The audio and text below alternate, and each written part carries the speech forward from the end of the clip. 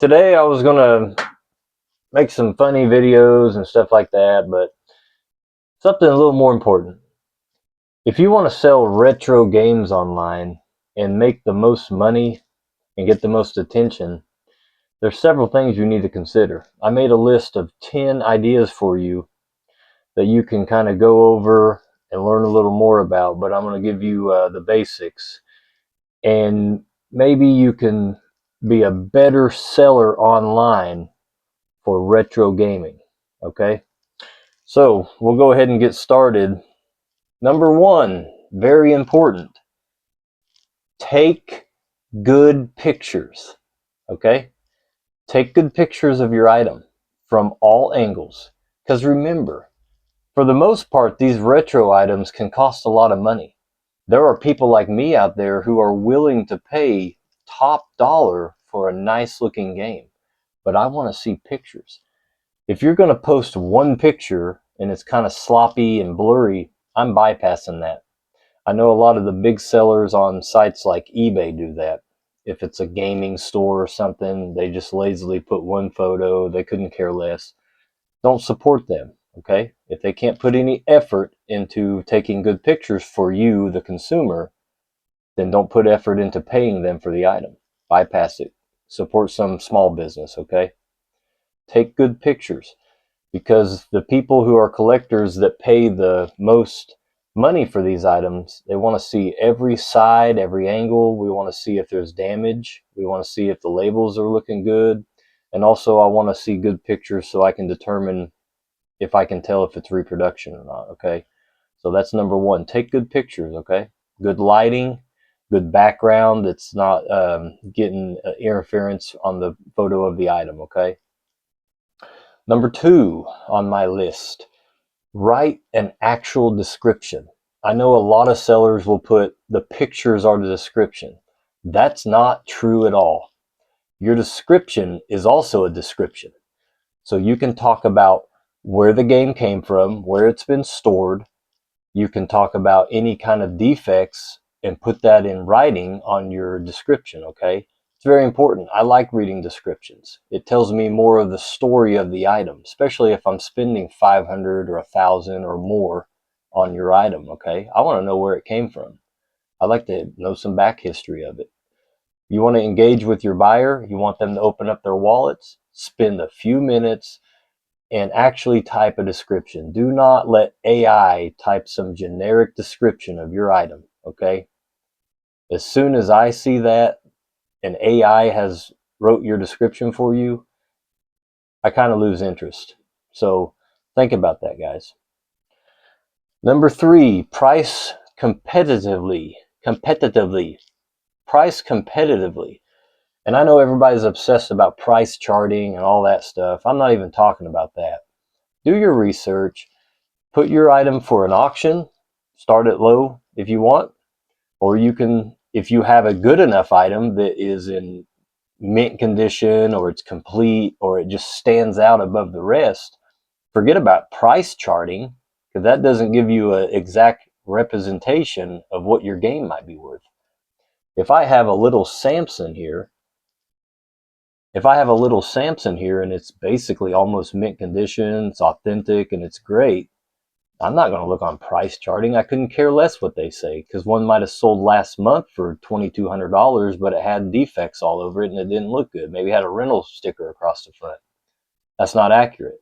If yours is nicer than some that's came to market recently, the price is going to fluctuate. A collector like me might pay more. So keep that in mind. Price charting is not the only place to get your prices.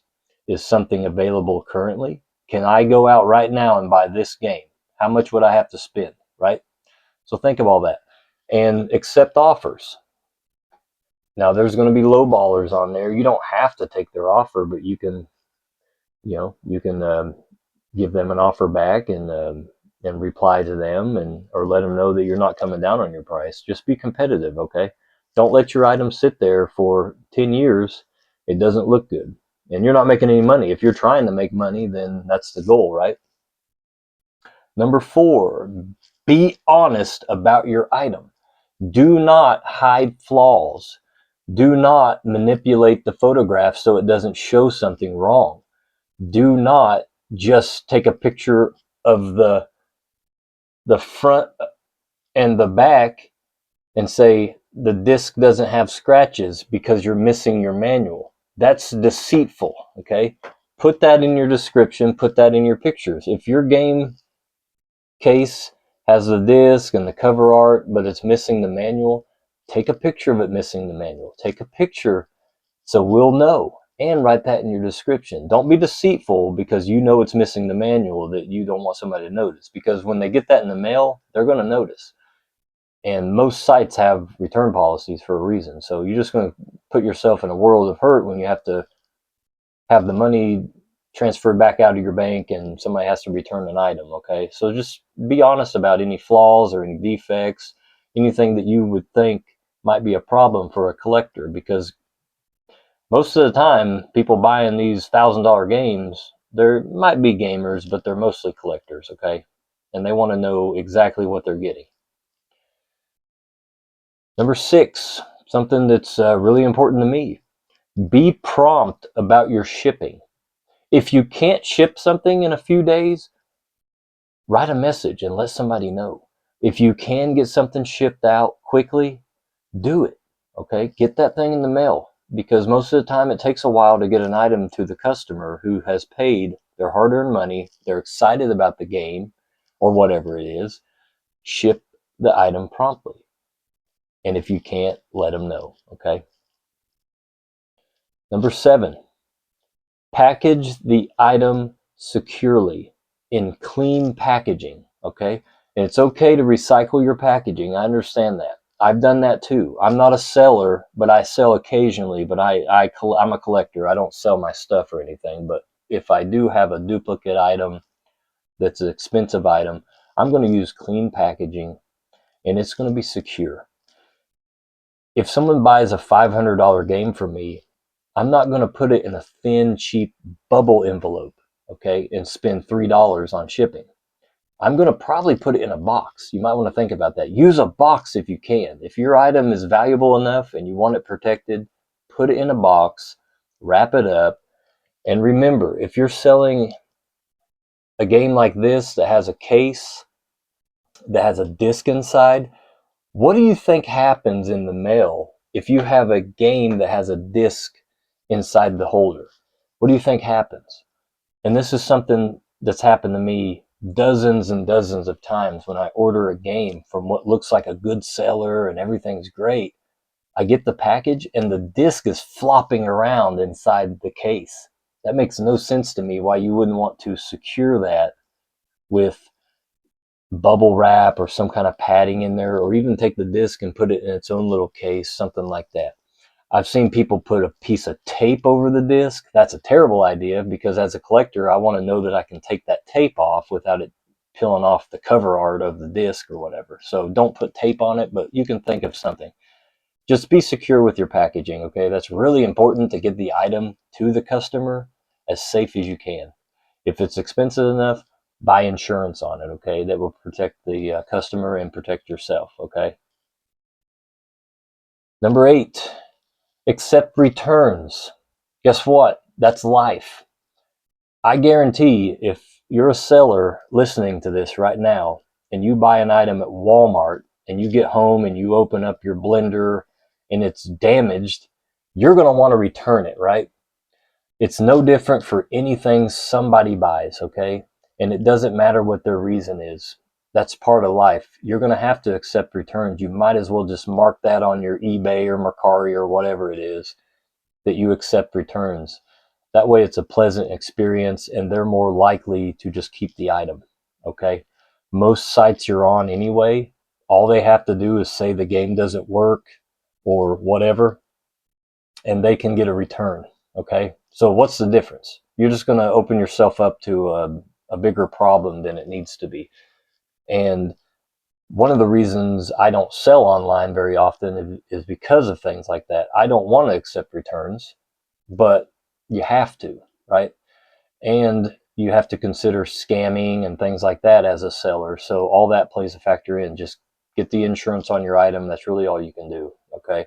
And if you're worried about selling online, you can consider like a site like Marketplace, which is probably the most terrible site to sell on. But if you think you can sell a $2,000 game on Marketplace, you know, that would be an option for you. All right, number 9. This is a big deal. Over the years, I've ordered thousands of items off these sites. Okay, thousands. And a lot of the time, these items show up to me. I'm excited. I open them up. I just paid hundreds of dollars, sometimes thousands, and it's not clean. The item is dirty, right? It's not rocket science, guys. When you have an item, wipe it off, clean it, detail it. It takes 5 minutes. I have videos on my channel showing how easy it is to detail a cartridge game or a disc case game. Do not package an item up that hasn't been cleaned, because when the seller does something like that and the buyer gets it after they've paid a lot for these retro games that are really exciting for them, they're going to be mad, because it makes me mad. It's disgusting. Sometimes they're filthy. And if I have to clean the circuit board with a Q-tip and some lens cleaner and it's disgusting looking, that means you didn't test that cartridge, because we all know these cartridges won't work when they're dirty. Okay, so don't lie to the customer. And that leads me on to the next number 10. If you can, now I know this is not always the case, if you can, test the product, test the game, try it out, start it up, play it for 5, 10, 15 minutes, and make sure it works. Especially if you have a disc game that has scratches on it or something. Maybe even small scratches might give the customer problems. It happens. Cartridge games do not work when they're dirty. So if you tell me in the description that you've tested this game, but it shows up at my doorstep and it's filthy, that tells me you're lying, right? And as a buyer, they're probably going to want to get a refund. It's going to cause you problems, because you know how people are. They want to pop that right in their console and play it, but they pop it in their console and it has glitchy all over and it doesn't work, then they're going to be writing you on there, and that's not something you want. Just clean the items, okay, guys? All right, so I know this was a long video. Hopefully you got a little bit of information. If you agree or disagree with me on any of these topics, go ahead and put a comment, whether it's good or bad or nice or mean. I'll read it.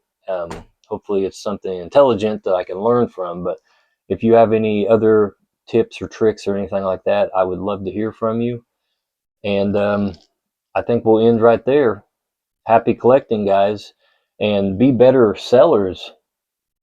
I like to have standards when I sell, and I expect others to have that. It's not always the case, but maybe this will get some information out there for everybody so you can be good retro gaming sellers, and maybe I'll buy an item from you, okay? Because I'm always looking. Have a good one, guys. Bye.